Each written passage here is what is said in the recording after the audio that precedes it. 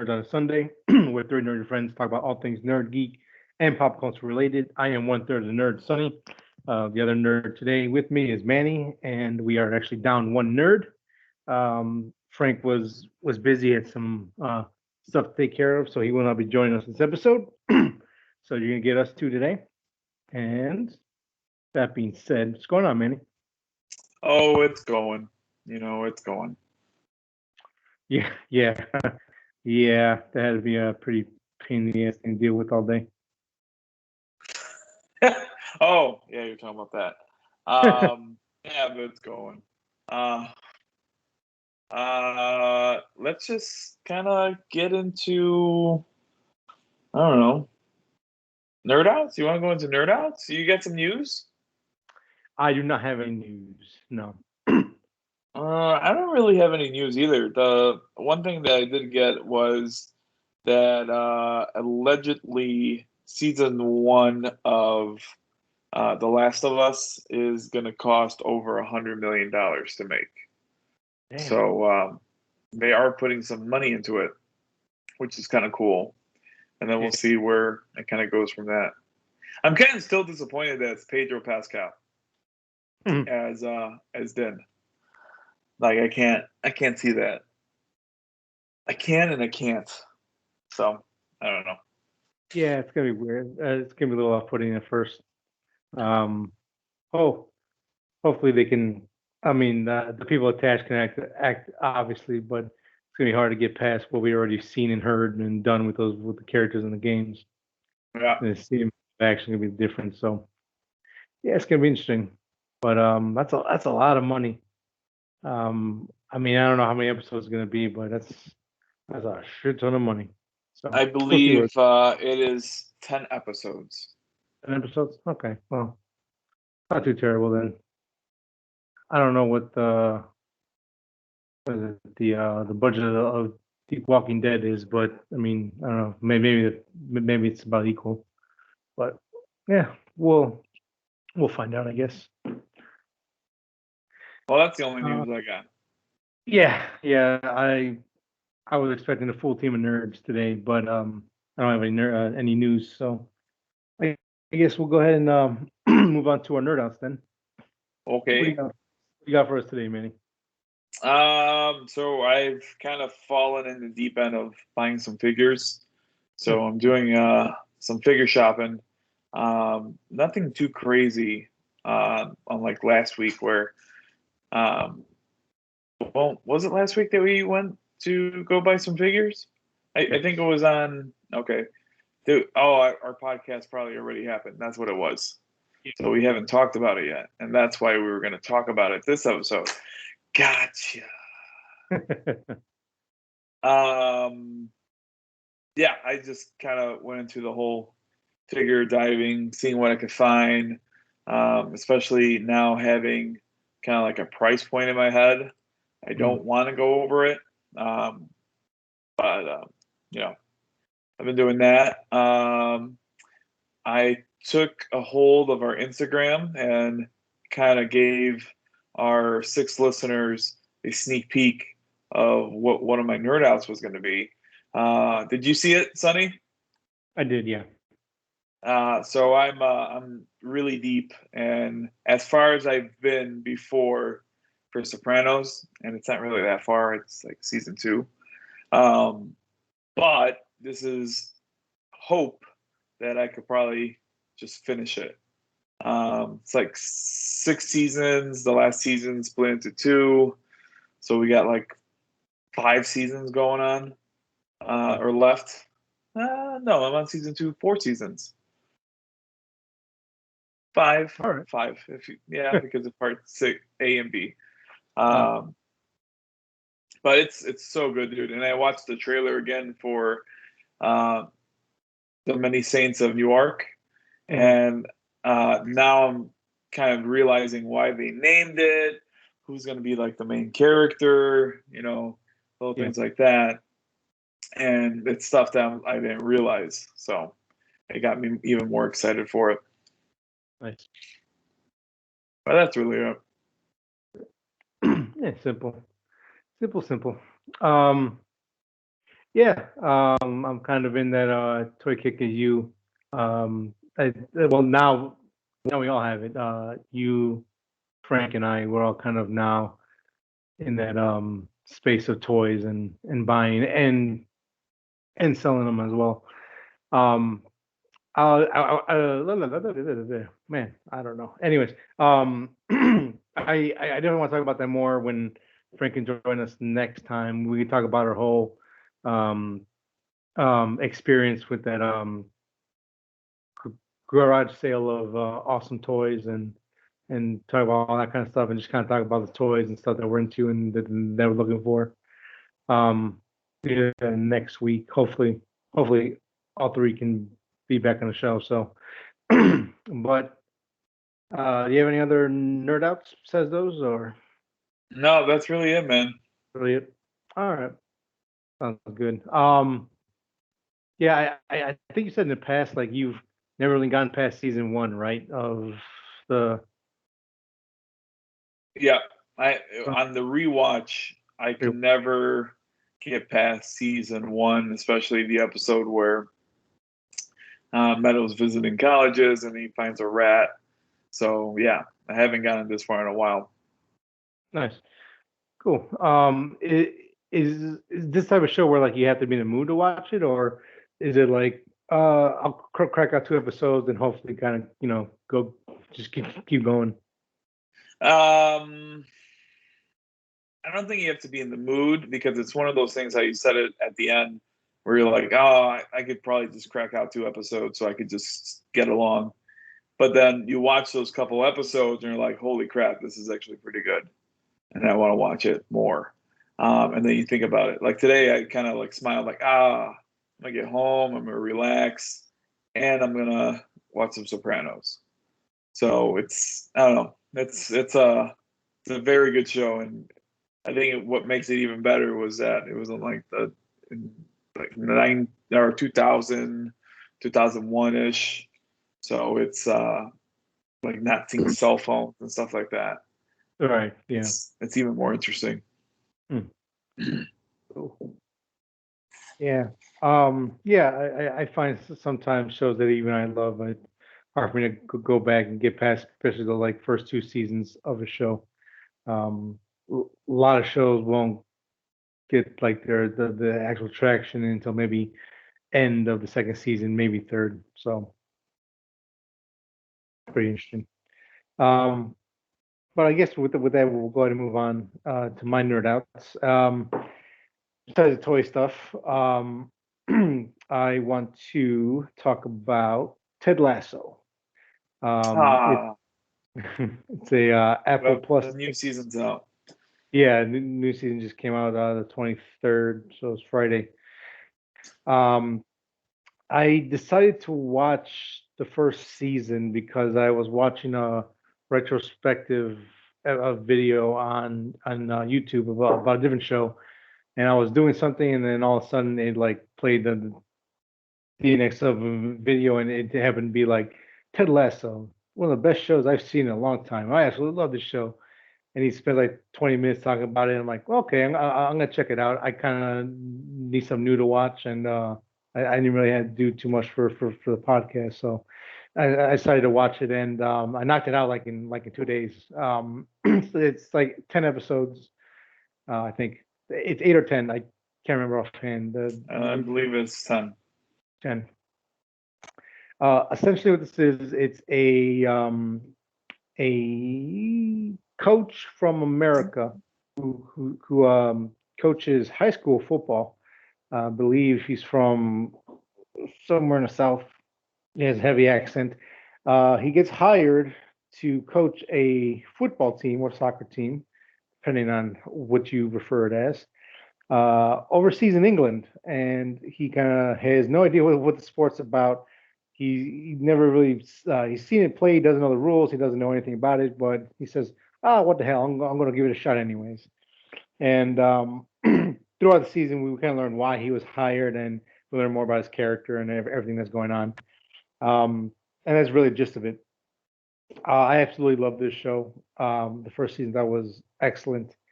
I love the writing. I love the characters. I love the way that they interact. It feels so. It's mostly comedy, but it's also part drama as well. I think they handle the drama stuff pretty well, actually. And like I said, the characters are just fantastic. Roy Kent, the aging superstar or ex superstar, he's on his way out. He's like the coach of the he's the captain of the team. He's absolutely hysterical. He has anger issues, and there's a lot of great bits with him and his anger, and it works really well. It's funny. Juno Temple, I forgot her character's name, but she's in it. I think she's fantastic. I've seen her in things. She's usually plays a certain type of character. In this one, I really like the way that she plays in the way that it's written. She plays like a supermodel, and she dates soccer players, and she kind of gets kind of like her life gets intertwined with um with Ted and the coach and the owner and all that kind of stuff. And I realized they could have just made her like a really bland, stupid, ditzy supermodel, but they actually made her really they made her feel like real and honest, and she's Yeah. kind of like the more compass of the show. She kind of she's real good with voice of reason sometimes. Um, and Ted, I just love Ted. What I love about him and his character is the fact that he knows people make fun of him all the time, but he just shakes it off. He's like, yeah, don't bother me. People are gonna think what they want to think, and I can't worry about that. And there are times in the episodes, in certain episodes throughout the season, you kind of see him. He, Even Ted can only take so much, or like every now and then he has to kind of let out a little aggression or something goes on. But it's not like one of those like shocking, oh, this is out of character. It's just he's having a really bad day that day, and someone just gives him too much shit, and he just can't take it. Or there's some with a player being a dick, and and and it like that scene starts off funny because if you know anything about practice, it's pretty funny, but then it turns into a really good little speech. It's kind of cool. Um, but no, I was really surprised to find out that all this stemmed from Jason Sudeikis. Vegas. Yeah, Ted Lasso was a character he did for like NBC Sports or some sports channel like years ago, like for ads, and he fell in love with the character so much that his wife at the time, really they're divorced now. Not Olivia Wilde. Oh, I forgot her name. Anyways, if I remember her name, I'll bring her up. She basically says, "Yeah, if you love the character so much, go ahead and see if you can get like a TV show done or something." So he shopped it around, and Apple Plus was like, "Yeah, come on over. You can do whatever you want." And yeah, man. Well, again, I'm trying to avoid spoilers as much as I can because I think if you go in cold and like that way, not knowing too much about the show, it works a lot better. And I'm very excited for season two. I don't remember, but I think they're renewed for a third and fourth season. So that's always good to hear because if season two is as good as the first one, this will be one of my favorite shows if if it continues because the writing's strong, the comedy is strong, characters great. I love it, and something about the way the English swear and their weird little like jabs are hilarious, funny. Um, but no, yeah. Again, it is hard to find or watch because Apple Plus hasn't really put out anything that's put them on the map yet that I'm aware of. Because like they had the Servant that people talk for about a minute, but they haven't had their like Stranger Things yet or like The Boys yet, or like some show that makes people go, I need to subscribe to this service now. So Yeah, they I'm not. really haven't. I think Pretty Close has been The Servants, Mhm. and I really thought the Good Morning Show was gonna do that, but Right. it never kicked off. Even though that's one of the shows they let off with, and that's the show that I was probably most excited for. But yeah, kind of going back to Ted Lasso. that came out August 2020. Mm. And man, that was such a good show to get behind because it was just a feel good show, Yeah. especially with all that crap that was happening in the world and all the hate that was showing and all that. That show really, really made everything feel a little bit better. I still remember those hot summer days. Just heard that there was something else that went down, and just watched Ted Lasso and just relax a little bit. Mm. So it's a great, great, great show. Yeah, I agree. Yeah.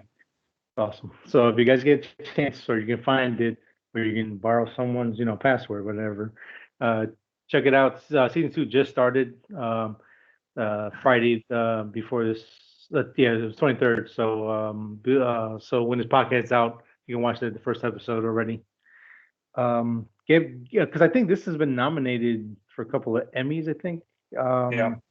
Yeah, so hopefully they at least give it some legs to stick around for more than like a handful of seasons. But no, yeah, again, feel good show. It's great. Check it out. And Jason Sudeikis, I always forget how funny he is until I see him like in a movie or show. But oh shit, I forgot. I'm a huge fan of his. I just like never think of him until I like see him. So He's one of my favorite actors. He's not yeah, in enough. yeah, I agree. Um, Moving on from Ted Lasso, I brought it up last week. This week I'll be talking about the Hell House LLC trilogy films, um, exclusively. Part 2 and 3 are exclusives to Shudder. So shout out to Shudder. Even though I'm a little pissed at them for looking like they pulled. I don't know if it was them or if it was PlayStation Network or whatever, but it looks like I can't get Shudder on my PlayStation 4 anymore. So that's kind of sad. That's a little upsetting, but I'll get over it because Shudder is good. But Hell House LLC is, like I said, a trilogy of films.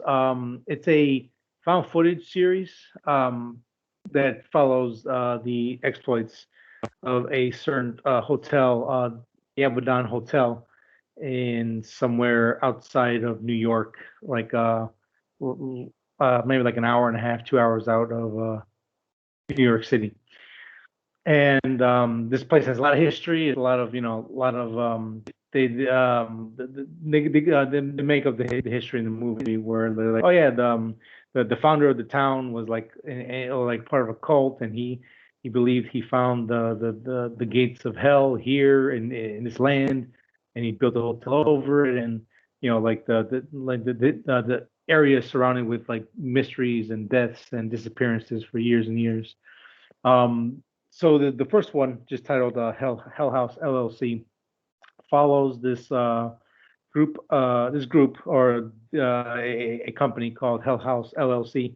They put on these like uh, I want to say elaborate uh, haunted houses every year, and they make money off of it every year. And through some reason we don't know until till about the second film or insinuation at the end of this film, they decided to, hey, we're going to shift our haunted house to this Abaddon Hotel. There's a lot of history. It's creepy and all that kind of stuff. So we go there. A lot of stuff happens, and people die at the end because it is a found footage horror film, and that's essentially what the first one is about. Um, so right off the bat, I will say the first one is probably my favorite. Um, and what I really like about that was that you can tell this movie was really low budget, but they used the money the best way that they could. Because when they're building the haunted house, it's like the cheapest looking haunted house in the world. They act, oh yeah, we got a budget. People come out every year. We sell out. Like, okay, sure, but they use whatever budget they have on the scares, and the scares are really practical. It's seeing something in the background or seeing something move, or um, there's a great there's a great little I don't want to call it a gag, but there's like a great scare where they're in a hallway there's a strobe light going on and off, and they're doing some tests, and you keep seeing something getting closer, like every fourth time that strobe lights do what they do, and it's really cool scare. Um, and even the cameras that they use are pretty shitty, but you could tell that they put a lot of love and care into what they were doing. The characters aren't outright assholes, which is a big problem a lot of horror movies have, especially found footage films. They tend to make the most obnoxious, annoying characters because you want to see them die, but then it makes it hard to watch the movie for an hour and a half. Um, but with that being said, I think this is the best. The scares are great. Um, there's uh, th- there's a scare that goes throughout all three films that's to do with like a clown doll or like a clown mannequin. He has the best scares. They don't overuse him in the films, but like when he shows up, it's a really cool scare, and that's probably like the best thing that the best ongoing scare. He kind of became the mascot of the movies, and I think for good reasons. Part two picks up basically right where not necessarily where we left off with the second one, with the first one. At the end of the first one, opening night, they bring in people. Some crazy stuff happens in the basement, and at the end of the night, there's like the whole cast is gone, dead and gone. I think they have like 8, 9 people, patrons that died in the building. So they close it down. Part two follows a camera crew and some morning host lady that goes into the Everdon to figure out what happened and trying to figure all that out. The budget was increased a little bit. The cameras are a lot better. It's a lot cleaner to look at. It's not so grainy. The scares I think are just as good. Um, the thing, I guess the biggest thing they do with this one is they move the story and the overall arc of the film forward at the end with exposition and all that kind of stuff, and it's kind of cool little twist. Um, and then part three, Lake of Fire, which I think Shutter, don't quote me, but I think Shutter was like the producer, main producer on this one. Um, uh, like 9 years after the second film, this this other group of big it's like a interactive immersive haunted house. So like you're watching a play out while you're in a haunted house. So it's I forgot I think it's Insomnia. I think it's actually based off an actual like business model or like I don't know what it's called, like a play or whatever. Um, this one was probably my least favorite. Um, the scares are still there; they're pretty good, but the problem is that they interject a lot of scenes from the first and second film to be like, oh, see this ghost? That was that lady from the first one. Oh, this was from that movie, and it kind of takes away from like the creep factor of it, and the pacing is okay. Pacing is not too bad. What I do like though about the third one is that they kind of like the twist ending at the end. At first, it feels like it came out of nowhere, but when you start thinking back at it and you start looking at it, they drop those hints throughout the entire film, um, and on kind of what was going on and all that kind of stuff. So it was like okay, so it wasn't completely out of the blue. And my the biggest praise I give for the third film, and probably the franchise as a whole, is that it actually had like a definitive ending. It wasn't like, oh, let's like just in case we want to make a fourth one or a new series or whatever. Like as of right now, the series is concluded. It's done. The Whoever was the creator of these films, they knew where they wanted to go and how they wanted to end, and they were able to actually do it. And it gave like a nice little like bow at the end of the whole series. Um, I will say this is not going to be for everyone. Again, if you like found footage horror films, definitely give this a watch. I would put number one as probably one of the best ones out there, up there with Taken Deborah Logan, Rec 1 and 2. What's the other one? Affliction and As Above, So Below. I think those films I just named are some of the best found footage ones ever made. What I also like about this franchise as a whole is that it's not just a found footage film. They actually give a purpose for why it's found footage.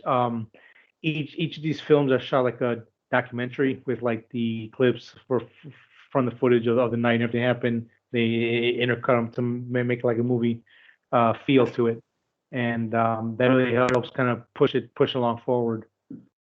Overall, I really did enjoy. One was such a big surprise to me. Just how fun it was, especially for being so low budget as it was. I thought they worked with what they had and did it really well. Um, but like overall, I was happy with the franchise, and I was happy that Shutter was able to give them the third one and gave all three films a home, because I think you can play the first one on Amazon. Two and three are exclusive to Shutter. Although I think you can watch part two on Tubi for free. But that's like the only place. But three is exclusively at Shutter, nowhere else to watch it. So if there's anything I said that is interested you, go get Shutter, like $5 a month. It's a great price for all the horror films. Even though we only have 6 listeners, hey, Shutter, just saying, just 1 month free. Yeah, it's fine. We will post your name on the episode. It's fine. It's all good. But hey, I'm gonna keep trying until it happens. So, um, that is my nerd outs of the week. All right. Was there anything else? Yes, we have to talk about the Bad Bitch. Bad bitch. Yeah. Oh, we are on a roll today for length of the episode. Um, as usual, guys, we're gonna get into spoiler talks, full spoilers on the Bad Batch. If you haven't seen it, pause this video, go watch it, come back and join us in our fake conversation. Although it's you listening, we talk, but maybe you have us in the background and feel like you're just at the bar with friends talking about Star Wars. So, or if you haven't seen it or you have to catch up on a couple of weeks, couple episodes, you can stop here. That's fine. But as long as you join us next week as we talk about more Bad Batch, more nerd outs, and probably some other stuff. And we may or may not argue about stuff. It just kind of happens. So we'll see. We'll give you a couple seconds to kind of sign off here, guys. Thank you for listening. If you're going to jump off, and I'll probably get copyrighted for that. They don't play around nowadays, man. It's crazy out there in the YouTube verse. And you've been warned, spoiler talks. So, Bad Batch. Did you like the episode? You loved it? You hated it? It was all right. I know there's some characters there. I think it just basically still ties us to what is it called? To Rebels. So, because if I'm not mistaken, that was a Rebels character that showed up. So, just different things. I don't know. I was hoping that it could stand on its own, and it does to a certain degree, but it's just connecting so hard with Rebels. I was hoping that we would see something with like Empire and stuff like that. Yeah, no, I agree. I feel like either they have big plans for the Bad Batch later, or this was their perfect, like, hey, like, we can tie this into other stuff without, I don't want to say trying too hard, because again, this is a really fun series. It just doesn't have that same weight like Clone Wars did when it started airing. Yeah, I thought the episode was fine. If you're not going to show us the Empire and all that kind of stuff, and all that jazz, then give me more like underworld stuff. How does that place work? Because this episode starts off with the Bad Batch coming back from the job from the previous 2 episodes. They're coming in. They want to go talk to Sid. They realize the place is a lot busier than it was in the past. There's some guards they never seen before, so they actually walk into the office. They almost get into a firefight, and they realize Sid's been kicked out of her cantina, of her bar, whatever it is, her post, and there's a new guy in charge. And basically, whatever she had, he has, and she's been booted out. Um, the Bad Batch were like, okay, well, no harm, no foul. We'll get the hell out of here. And if Frank was here, he'd be like, that Omega, damn it, blah, blah, blah. And she basically kind of forces Hunter and the rest of the Bad Batch to kind of like, hey, we need to find Sid, take care of us. She was good to us, blah blah blah blah. And Sid's at their ship waiting, and they had to go do a job and to try to get her back into power. And that job is to steal spice from not a Good boat. old Spice. Yeah, the spice stuff. Gotta love it. It goes great on eggs. They have to go through this backway tunnel underneath the city, and there's a infestation of these killer bugs down there, and they gotta be super sneaky and get it out. Um, I think I think you brought this up in the chat log. The Pike Gang shows up in here, and they look a lot different than they do in live action form. Correct? Yeah. Yeah. Yeah. To me, the little bit smaller head. Yeah. It was. I won't say it was off-putting, but it was definitely weird. Because I mean, well, I guess I'd say weird because like Darth Vader looks a little awkward in Rebels, but it's still Darth Vader, so I don't know. I guess it works, but Yeah. yeah. I mean, like I said, yeah, like I said, like story wise, plot wise, it didn't really move much forward. It's still the Bad Batch just kind of doing odd jobs and getting roped into stuff that they don't really want to do. And the stuff with Omega is kind of taking a back seat big time. Like, there's big mystery, and they're hiring bounty hunters to bring her back, and now we're just kind of playing good guys do things, and they come back and they got to do some more shit. So Yeah. um, but I like the reason why I don't write this episode off as just like another filler fun action episode is just because we got a little glimpse into how like the underworld is, or like how how it operates. Like Sid is like her hub is like right in the middle of all like these super highway spots for like smuggling, and she has a very high value spot, and that's and in the game of the underworld, if you're not careful or if you slip up, you can easily lose your spot really quick. Um, you know, yeah, I'm just trying to think. Besides tying in Rebel stuff, what else can the Bad Batch do, or how can they fit into the rest of the Star Wars world? Well, I don't even want it to have it fit into Star Wars because it's already Star Wars. What I wanted to do is kind of pave its way and tell a different side of the story of the Empire and like what happened to the clones and all that. That's kind of what I want. I don't really want anything else. Yeah. Probably poor wording on my part, but yeah, that's kind of what I was trying to get at, um, like what we wanted. And yeah, I would love to see what happened with the clones, because we know that they're no longer the chosen soldiers to fight with. The Empire's still doing their thing.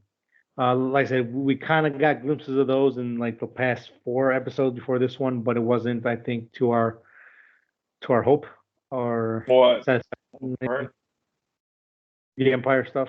Cause like Oh yeah, it was very little.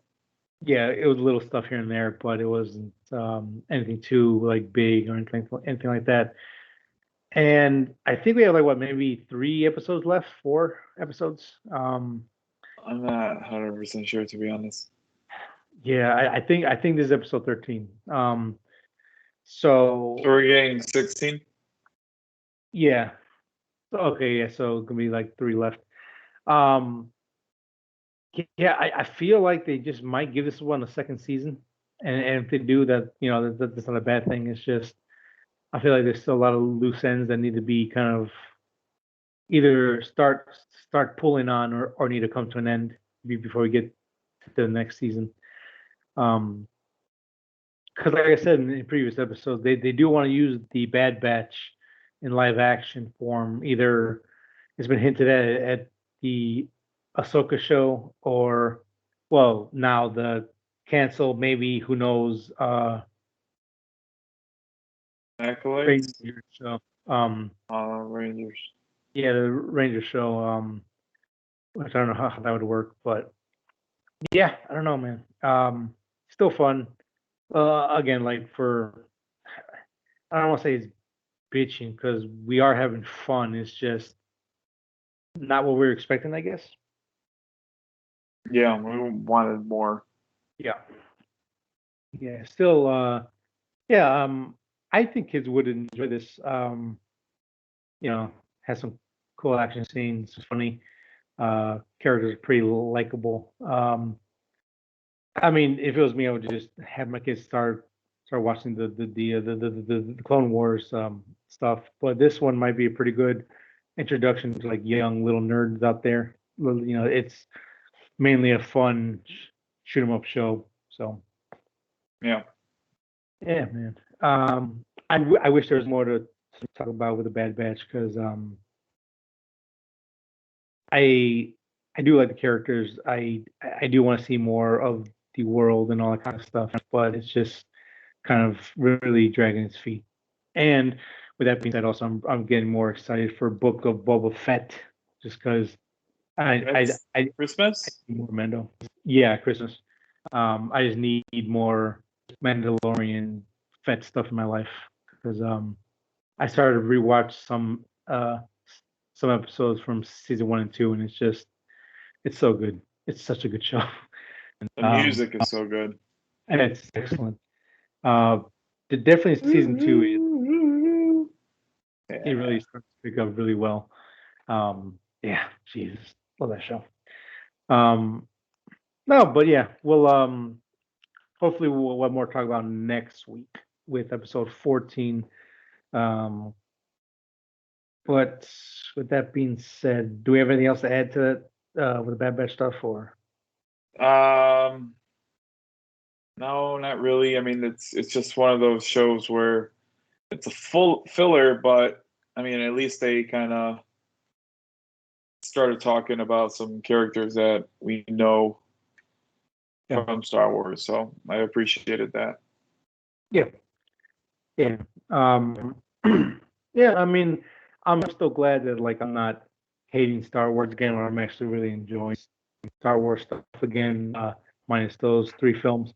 Um, it is nice to be back as a Star Wars fan and seeing what could be done with the franchise as a whole. So yeah, we'll be talking about episode 14 next week. I don't think we have anything else to add to this episode. There, just I mean, just in general, like nerd stuff. I think we're good. Wish mark. Hmm. That's it, guys. This might be on record as our shortest episode. Um, always breaking new ground here at Three Nerds on a Sunday. So if you wish to listen to the audio portion of the podcast, head over to Spotify, Apple Podcast, and any podcast app of your choice. If you wish to look at our beautiful faces, you can go over to YouTube, type in Three Nerds on a Sunday. We still pop out first. Follow us on Instagram, Three Nerds on a Sunday, and follow us on Facebook, Three Nerds on a Sunday, where we post whenever the new episode drops. On Sundays, almost always, depending on holidays, but always on Sunday. Times vary.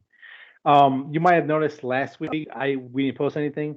It's only because there were technical difficulties with the previous episode. We ended up losing like I think like the last 20-30 minutes of the episode.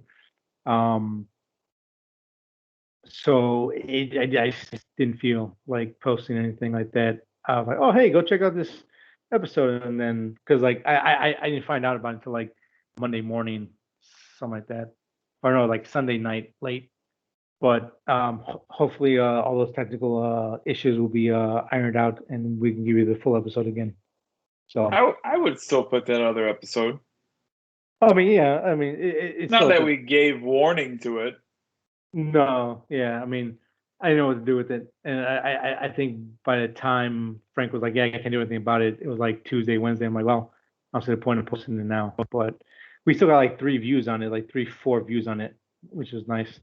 Because typically, even we post, well, like with the exception of last week, we had like we were getting like 8, 9, 10 when we would post. So still pretty good that there's people that on their own listen to the show. We'll So say that is the lost episode. yes, it's the last episode. The last episode of me and Manny just back to our old ways again, arguing and talking in conversational manner. Was that the argument one? No, that's funny. That's Yeah. the argument one. Yeah. Yeah, that was the argument one. So thank you guys for tuning in for another episode. We will catch you next week. Goodbye. Bye.